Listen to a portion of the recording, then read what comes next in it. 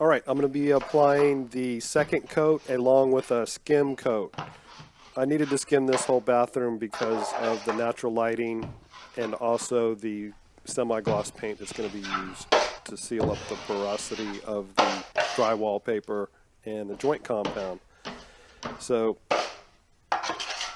what I'm doing now is just getting the mud up there and going around. As you can see, right at the very corner of the vinyl, corner bead is not quite dry.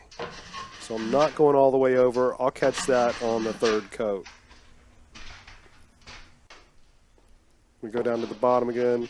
Just keep it on the edge of where I did the mud work on that vinyl corner.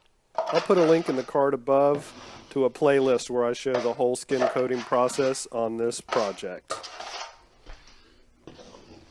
Just getting the mud up there. Working clean again though. Always try and work clean when you're doing your mud work.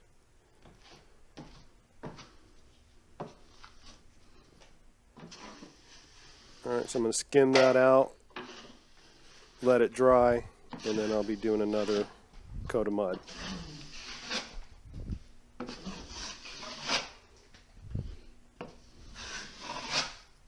Subscribe for more skim coating and drywall tips. Thanks for watching.